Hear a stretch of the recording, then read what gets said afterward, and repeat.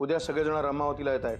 सगळं घर साफ करून ठेव. नाहीतरी माझी लायकी झाडूवाल्याचीच बनवली तुम्ही. आता अपमान करून झाला असेल तर फोन ठेव. या रे या, तुम्ही या रमावतीला. दाखवतो तुम्हाला झाडूवाला कोण आहे ते.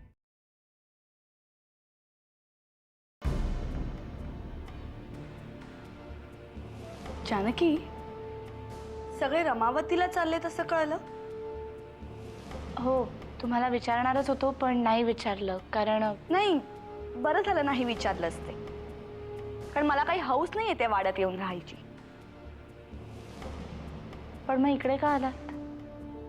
मला उद्याच्या प्रवासासाठी शुभेच्छा द्यायला वगैरे आलात का? हो, म्हटलं तिथे चाललीयेस तर काळजी घे स्वतःची. कारण या घरात 3 बायका गरोदर होत्या, अमृता, सुगंधा आणि तू. त्यात अमृता आणि सुगंधाचं बाळ तर गेलं. म्हणजे इजा बिजा झालाय, आता तिजा झाला नाही म्हणजे झालं. तोंड सांभाळून बोला अहिल्याताई. यापुढे एक शब्द जरी बोलात ना तरी माझ्या इतकी वाईट कोण नसेल. हे बघ, मी तुला फक्त सावध करण्याचं काम केलंय. तुझ्या बाळाशी माझं काही घेणं देणं नाहीये. कसं असेल? स्वतःचं बाळ असणं म्हणजे काय असतं हे तरी माहितीये का तुम्हाला? जानकी, का चोमलं ना? माझ्या बाळाला मारायला निघालात तुम्ही. ऐकताना मला काय वाटलं असेल याचा विचार केला? मी तुझ्या बाळाला मारायला निघाले नव्हते. मी तुला फक्त सावध करत होते. एवढं तरी कशाला एखाद्याचं वाईट चिंतावं? स्वतःचं आयुष्य जगा ना. कशाला माझी नको एवढी काळजी करताय? एवढंच तुझ्या मनाला लागत असेल ना तर ठीक आहे, जे करायचंय ते कर. ज्याचं करावं भलं तो म्हणतो माझंच खरं. ठीक, करायचंय ते करा आणि भोगा परिणाम. वा, एवढी काळजी घेताय? खरंच काही करण्याचा बेत आखलाय का कोणी?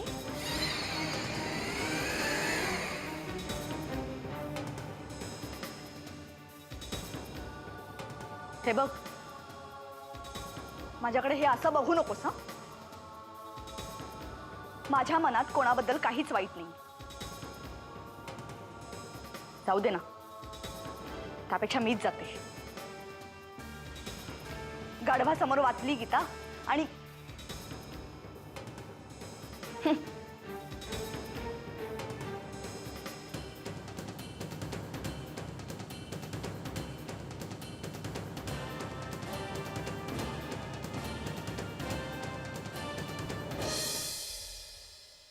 हो मम्मा, मी बरी आहे. हो आले.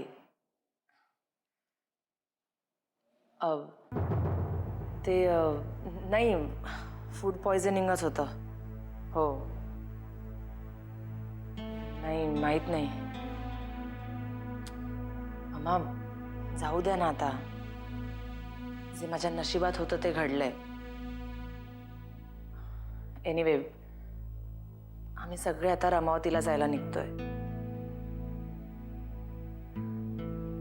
मी, जानकी, बाबा, गण्या आणि आत्याजी सुद्धा येते. हो. बरं मम्मा, तुम्ही माझी काळजी अजिबात करू नका. मी घेईन स्वतःच्या तब्येतीची काळजी. मम्मा, तुम्ही फक्त स्वतःची काळजी घ्या. आणि हो, काहीही लागलं तर मला केव्हाही फोन करा. ठेवते. हो हो हो, काळजी घ्या. झाली सगळी तयारी? अगं, मी केव्हाचीच रेडी आहे. तुम्हा सगळ्यांचं आवरलं? आमचं आवरलंय. जानकी, आत्याजी कशी आहे ग? मला नाही माहित. काल तुम्हीच बोलत होतात ना. मला वाटतं ती बरी असेल आता. म्हणजे रात्री झोपायला जाताना तरी नॉर्मल वाटली मला. बरं, ते जाऊ देत. तू आवर आणि आता चल बाहेर. सगळे वाट पाहत आहेत. गण्या वगैरे तर केव्हाचा तयार होऊन बसलाय. अरे वा, गण्याची तयारी झाली सुद्धा. हो, सगळ्यात आधी तोच तयार होऊन बसलाय. एरवी शाळेत जायचं असतं ना तेव्हा कधी लवकर आटपत नाही याचं. आणि आता रमावतीला जायचंय म्हटलं सगळ्यांच्या आधी तयार झालाय. रमावतीला मित्र आहेत ना त्याचे. गेल्या गेल्या गायब होतो तिकडून. हा बघ आला. अरे चला ना आता लवकर, किती वेळ झाला. आम्ही दोघं सर्वात लहान असून सगळ्यांच्या आधी तयारी करून बसलोय आणि तुम्ही सगळी मोठी माणसं अजून लहान मुलांसारखी तयारी करताय. तू का तयारीचं सांगतोस रे? शाळेत जायचं असतं तेव्हा कुठे जातो तुझा उत्साह? आता सुट्टीच्या दिवसात शाळेचं नाव काढायचं नसतं, माहितीये ना. अरे चला ना. गण्या एक काम कर, चिवला माझ्याकडे दे.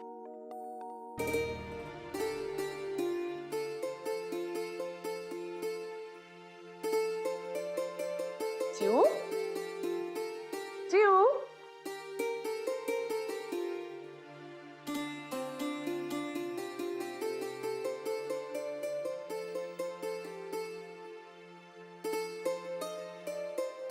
अमृता, बाहेर सगळे वाट पाहत असतील ना. चल.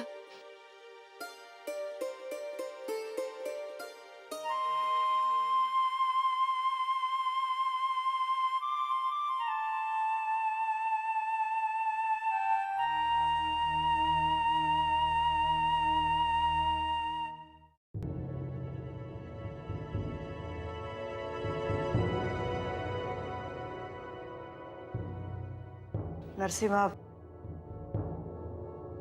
कशी आहे सत्याबाई? मी ठीक आहे. अरे पण निघायचं आहे ना. आहेत कुठे सगळेजण? कोणास ठाऊक. जानकी, अमृता, चला निघायचंय ना. हो आलो आलो. हा चला चल, आम्ही तयार आहोत. झालं. आणि वामन कुठे आहे? आलोय. चला, सगळं आवरून झालंय.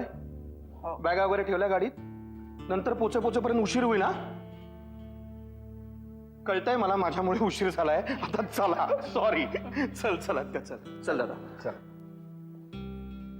अरे अंत नको पाहू नरसिंहा, अंत नगर. ये रे दादा. अरे ये की रे बाबा, काय परीक्षा बघतोय रे माझी.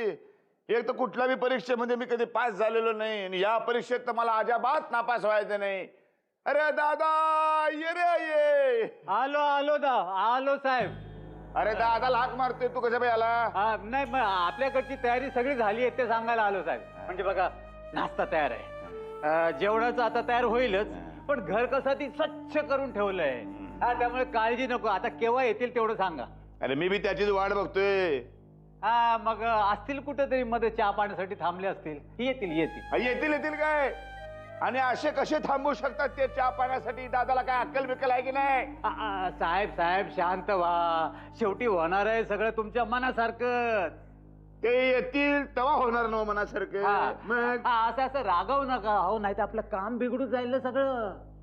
तर मी काय म्हणतो, काय काल जे काही तू मला गौड बंगाल सांगितलेलं आहे ते 100% खरं आहे नव्हे? असं नव्हे, मी लय मोठा प्लॅन केलेला आहे. तुझं म्हणणं जर खोटं निघालं तर तोंडावर आपटेन मी. आणि दादा माझ्या बरोबर तुला बी वर पाठवल. अजून 50 वर्ष तरी मी वर जाणार नाही. आणि तुम्ही काळजी करू नका हो, तुम्हाला कळलेला शब्द अगदी बरोबर आहे. निवांतपणे तुम्ही इथं बसा, शब्दाला शब्द जुळवत इथं. तर मी येतो बाजारात जाऊन सामान घेऊन. सामान आण, रात्रीचं बी सामान आण रे बाबा. काय साला माणूस गावलाय मला त्या मायरा. ये दादा ये, वाट बघतो तुझी मी. पांडू, ए पांडू, अरे चहा निपट रान बाबा, भुका लागल्या. ए पांडू, मायला गेला कुठं? सगळ्यांबरोबर रामावतीला गेला का काय? मायला ही श्रीमंत लोक बिना एकदम आडगे असतात. नोकर माणसाने कशाला न्यायचं बरोबर? पांडू अरे चहा बट रान, भुका लागले की. सकाळी सकाळी काय आरडाओरडा चाललाय घरात? काय पाहिजे तुम्हाला? सकाळ धरणं चहा नाही झाला, पोटात काही नाही. म्हणून पांडू शेटला बघत होतो चहा द्यायला.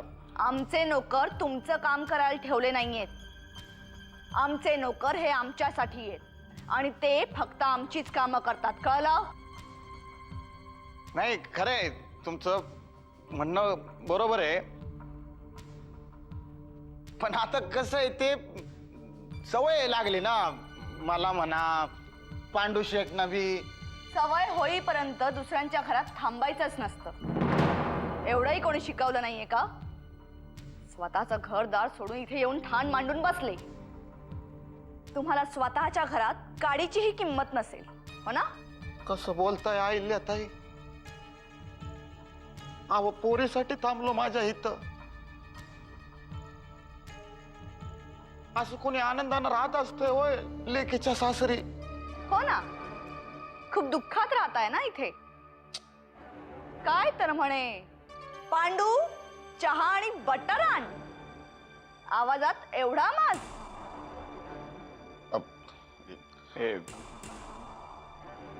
मी जातो. थांबा, माझं बोलणं अजून पूर्ण झालं नाहीये.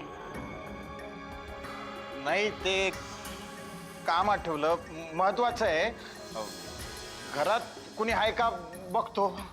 घरात तुमच्या भिकारड्या पोरीशिवाय दुसरं कोणीही नाहीये, कळलं? त्यामुळे इथे थांबा आणि मी काय बोलते ते नीट ऐका. याच्या पुढे पांडूला या ना त्या कारणाने सारखं हाक मारत बसायचं नाही. तुम्हाला काही खायला प्यायला हवं असेल तर देवाने हात पाय दिले आहेत ना, त्याचा वापर करायचा, किचन मध्ये जायचं आणि स्वतः बनवून खायचं. तेही जमत नसेल तर बाहेर जाऊन खायचं. या घरातून निघून गेला तर उत्तमच. आणि हो, मी जे काही सांगतेय ते तुमच्या भिकारड्या पोरीलाही लागू होतंय. घरातले सगळे रमावतीला निघून गेलेत, त्यामुळे आता या घरावर माझं राज्य असणार आहे, कळलं? हो. निघा आता. हा. निघा आता. हो. पांडू, माझ्यासाठी कॉफी घेऊन ये.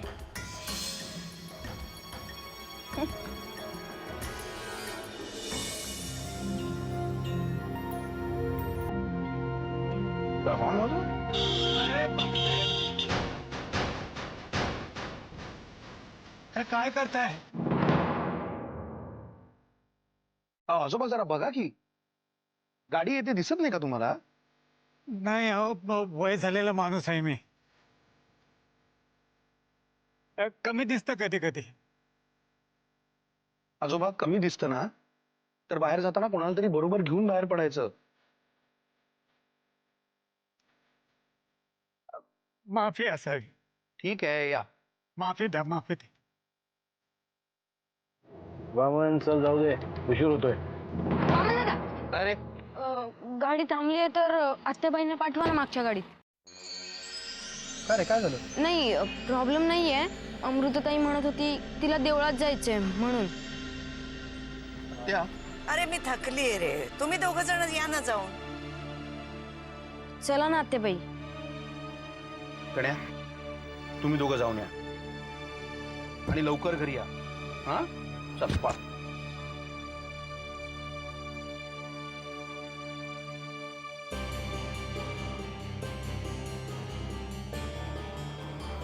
यार किल्लेदारानो, माईला असा खेळ रंगणार आहे की नाही आज. थोबाड बघण्यासारखी होतील एकेकाची. आले आले आत्याबाई आली. ये ग बाई आत्याबाई, ये ये ये, हळू हळू ये. वाट बघतोय कवा धरणं. जानकी वहिनी गेलं डायरेक्ट आतमध्ये. दादा आला. दादा वेलकम वेलकम, स्वागतम सुस्वागतम. ओळणीने ओळणार होतो, पण काय झालं गोट्यात काम करत होतो, अंगाला शेणाचा वास आहे सगळे. परशु आपलं बोलणं झालं होतं फोनवर. आम्ही इथे यायच्या आधी संपूर्ण वाडा साफ करून घेणार होतास तू नोकरांकडून. काय झालं, केलास ना? म्हणजे काय यो काय मोठा नोकर उभा आहे, एकदम चकाचक करून ठेवलाय वाडा. खरंच काही काम केलंयस का नाटक केलंयस कामाचं? अरे थोरला कोण आहे तू कमी? मग दादा नंतर या घरामध्ये बोलायचा अधिकार मला आहे. बस आज जाऊया का आपण? बरं अमृता आणि गण्या कुठे दिसत नाही? ए दा दा जाऊ रे आता. वर तोंड करून गेलेत आतमध्ये. आता खेळ रंगणार. शंभू ये सुरू हो जाय. कसा झाला प्रवास? आत्याबाई दमलेली दिसतेस तू. आता आराम कर बर का, गावाकडे आलीस. अरे अरे का डोकं बी काय की नाही तुला? नुसतं पाणी देतात होय. गुळाचा खडा कोण देणार मग? आणि गुळाचा खडा दादाला आपल्याच कारखान्यातला द्यायचा. लोकांच्या कारखान्याचा गुळ आवडत नाही त्याला. जा आता गुळाचा खडा घेऊन ये. आणि हे दिसत नाही कुठे तुमचे धाकटे बंधुराज आणि अमृताबाई? अरे बाबा, आता त्यांच्या बरोबर का मला चालता येणार आहे? मी थकले बाबा. ते गेले सुभानरावांच्याकडे. असं जाऊ दे अख्खं गाव फिरू दे. गाव आपलंच आहे काय बामण्या? तू का असा उभा आहेस इथे टिकवजीरावासारखा? राहू दे का आत्या. नाहीतरी दिवसभर तो गोठ्यात असतो, शेणात काम करतो. अलीकडे शेणाला सुद्धा दारूचा वास येतो म्हणे. हा अरे बामण्या, थोरला भाऊ मी तुझा. थोरल्या भावाशी असं बोलतो ते काही संस्कार बिस्कार झालेले आहेत की नाही? तू कितीही लपवण्याचा प्रयत्न केलास तरी तुझी लायकी लपणार नाहीये.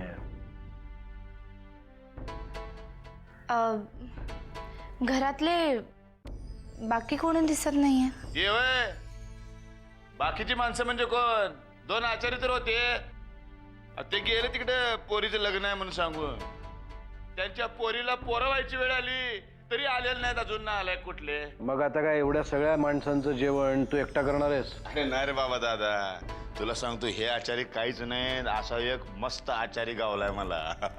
असं घेऊन आलो भाजी. आला.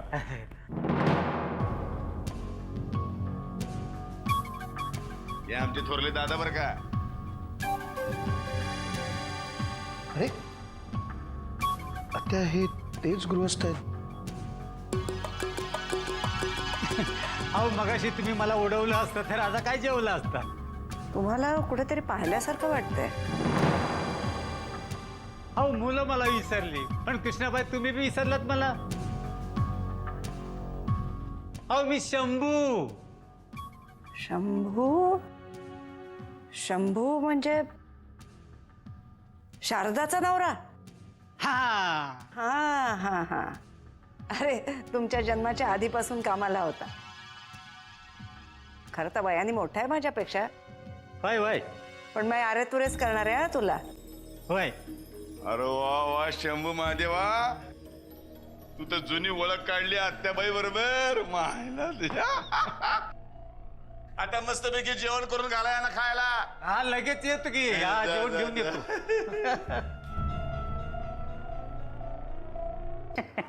आत्याबाई, पण खूप छान चव आहे शंभूदादांच्या हाताला. मी काय म्हणते, आपण त्यांना मुंबईलाच घेऊन जाऊयात ना.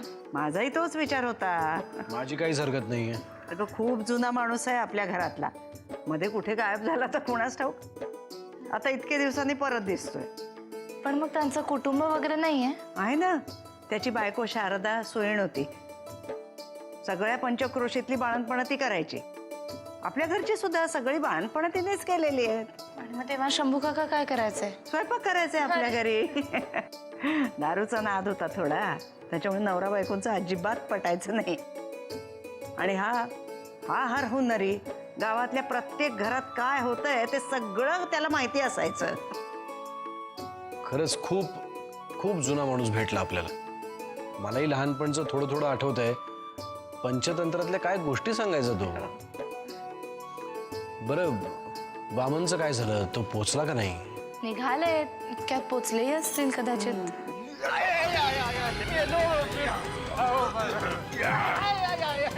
जोराने ओरड की, जोराने ओरड. परशो, काय फालतूपणा चाललाय? दादा मला अडवू नको. हे जे काय चाललंय ना ते माझ्यासाठी नाही चाललंय, तुझ्यासाठी चाललंय. परशू, याच्यात त्याची काही चूक असेल तर न्याय निवाडा करायला आम्ही आहोत इथे. नरसिंह, तू कशाला स्वतःची अक्कल चालवतोयस? आत्याबाई थांब जरा. प्रश्न माझा असताना तुझ्या समोर नजर वर करून कधी बघत नाही मी. प्रश्न आता घराण्याच्या अब्रूचा आहे, दादाच्या इज्जतीचा प्रश्न आहे. परशो बाद झाला आता. तसे काय बोलायचं ते आम्ही बोलू. उठवा रे त्याला, पाणी पाजा कोणीतरी. दादा ह्याला कसलं पाणी पाजतोयस तू? हे जे काय सांगणार आहे की नाही त्यानंतर आपल्या तोंडचं पाणी पळणार आहे. अहो निराल्यांच्या वयाचा तरी विचार करा. ते कुणाच्या अध्यात्मध्यात नसतात, का मारताय त्यांना? अहो जानकी बहिणी कुणाला सहानुभूती दाखवताय? हा हरामखोर काय बोलतोय वरळतोय माहितीये का तुम्हाला? एक मिनिट परशू. बोला शंभू काका, काय म्हणणं आहे तुमचं?